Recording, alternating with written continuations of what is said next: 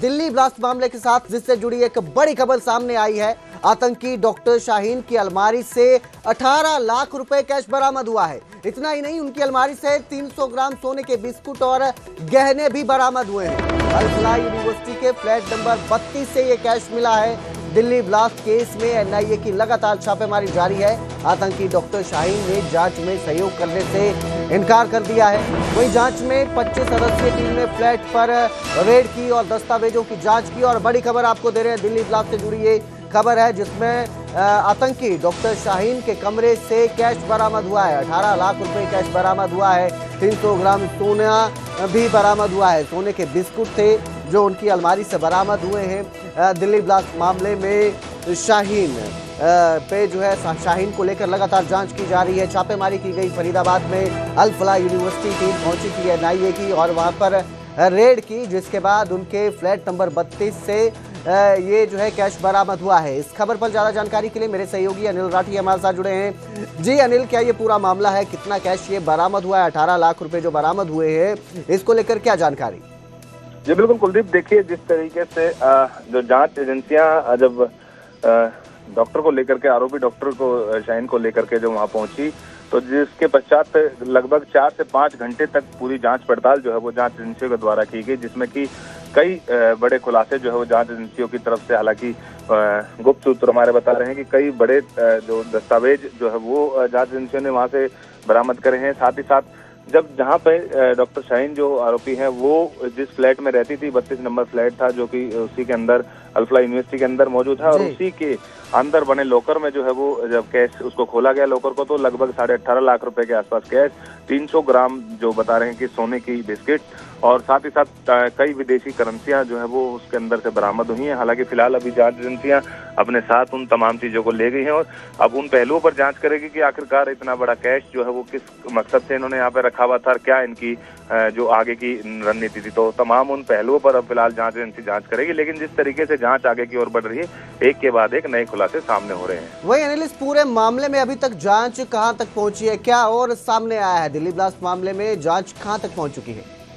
देखिए, फिलहाल की बात करी जाए तो फिलहाल तमाम जांच एजेंसियां जो है वो इस मुद्दे पर काम कर रही हैं कि इनके साथ और कौन कौन शामिल है और कितने लोगों की इन्वॉल्वमेंट इस पूरे घटनाक्रम के है। तो तमाम उन पहलुओं पर जो है फिलहाल अभी जांच एजेंसियां काम कर रही हैं कि आखिरकार कौन इन लोगों को संरक्षण दे रहा था, किसके दिशा निर्देश, किसके जो तमाम उन चीजों से चल रहे थे। तो फिलहाल अभी जांच एजेंसियों का जैसे जैसे जांच आगे की ओर बढ़ती जा रही है, तो उसमें संभावना है कि कुछ और बड़े खुलासे भी जो है वो आने वाले समय में हो सकते हैं, क्योंकि फिलहाल अभी जांच एजेंसियां तमाम वो चीजें जो है वो कलेक्ट कर रही हैं जो कि इन्होंने इस पूरे आतंकी मॉड्यूल के अंदर इस्तेमाल की थी। जी बिल्कुल, तो लगातार जांच जारी है, छापेमारी की जा रही है एनआईए की तरफ से। बहुत बहुत शुक्रिया इस तमाम जानकारी के लिए अनिल।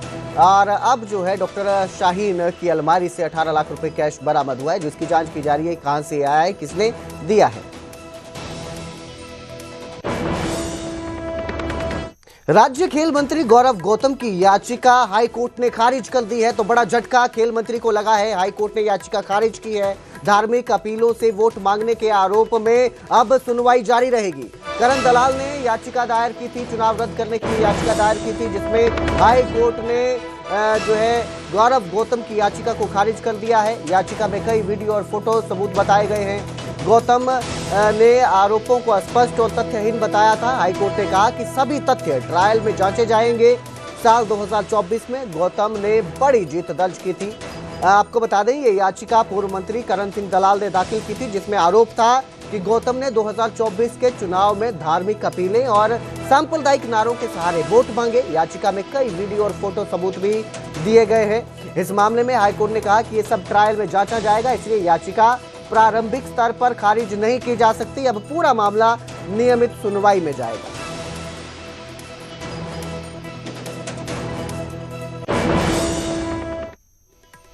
तो वहीं हरियाणा कांग्रेस की आज दिल्ली में अहम बैठक है। एआईसीसी मुख्यालय में दोपहर 3 बजे ये मीटिंग शुरू होगी। रामलीला मैदान में प्रस्तावित महारैली को लेकर इस बैठक में मंथन किया जाएगा।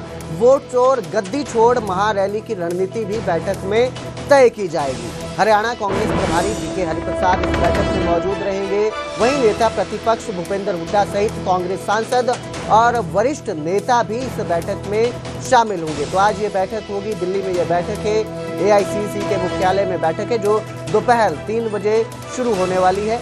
दोपहर 3 बजे ये बैठक शुरू होगी, जिसमें रामलीला मैदान में प्रस्तावित महारैली को लेकर मंथन किया जाएगा। इसके साथ ही वोट चोर गद्दी छोड़ महारैली की रणनीति भी तय की जाएगी। हरियाणा कांग्रेस के प्रभारी बीके हरिप्रसाद इस बैठक में मौजूद रहेंगे। वहीं नेता प्रतिपक्ष भूपेंद्र सिंह हुड्डा, कांग्रेस के सांसद और जो वरिष्ठ नेता हैं कांग्रेस के, वो भी इस बैठक में शामिल होंगे। तो आज ये बैठक है दोपहर 3 बजे शुरू होगी और उम्मीद जताई जा रही है कि इस बैठक में जो रणनीति तय की जाएगी वोट चोर गद्दी छोड़ अभियान के तहत, वहीं महारैली को लेकर भी चर्चा की जाएगी, मंथन होगा इस रैली में। तो आज दोपहर 3 बजे ये बैठक है, कांग्रेस की बैठक है, दिल्ली में बैठक है, दिल्ली एआईसीसी के मुख्यालय में बैठक होगी, जिसमें रामलीला मैदान में जो महारैली होने वाली है उस पे मंथन किया जाएगा, उसको लेकर मंथन किया जाएगा। इस बैठक में कांग्रेस के नेता प्रतिपक्ष, हरियाणा में जो नेता प्रतिपक्ष हैं भूपेंद्र हुड्डा, उनके साथ कांग्रेस के सांसद और वरिष्ठ नेता भी शामिल रहेंगे, इस मंथन में हिस्सा लेंगे। जो रणनीति तय की जाएगी उसमें शामिल होंगे। वहीं हरियाणा कांग्रेस प्रभारी बीके हरिप्रसाद भी इस बैठक में मौजूद रहेंगे।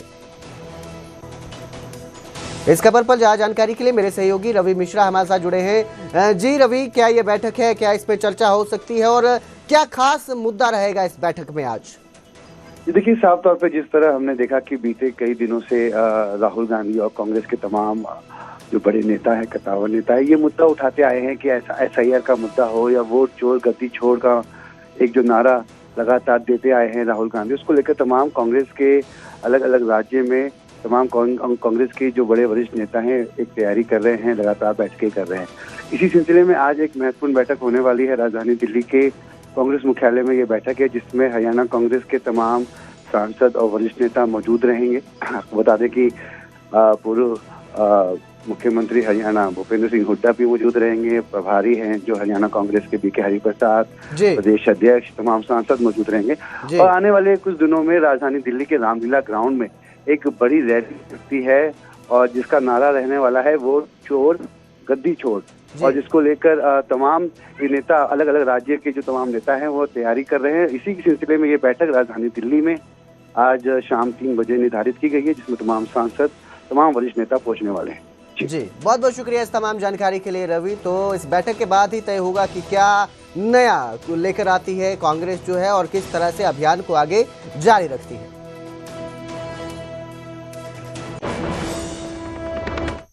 तो इस सिरसा में जिला कष्ट निवारण समिति की बैठक हुई। बैठक में 17 शिकायतों की सुनवाई की गई, जिसमें 6 शिकायतों का समाधान मौके पर किया गया। वहीं इस दौरान अनिल विज का गब्बर वाला रूप भी दिखाई दिया। उन्होंने 2 कर्मियों को सस्पेंड करने के आदेश दे दिए, एक पुलिस और एक बिजली कर्मी को उन्होंने सस्पेंड किया है। बिना मीटर कुंडी लगाकर कनेक्शन देने के आरोप थे, जिसके चलते ये कार्रवाई की गई। बिजली कर्मी पर कार्रवाई में ढील बरतने की वजह से ये कार्रवाई हुई है। पुलिसकर्मी को भी निलंबित किया गया है। अनिल विज का कहना है कि गलत करने वालों को छोड़ा नहीं जाएगा। तो अनिल विज ने शिकायतों का समाधान करने जिला कष्ट निवारण समिति की बैठक में पहुंचे थे, जहां उन्होंने एक बिजली कर्मी और पुलिसकर्मी को सस्पेंड कर दिया। क्या वजह क्या है सर सस्पेंड? पुलिस को आपके सामने हो गया, इनविटेशन भी नहीं था।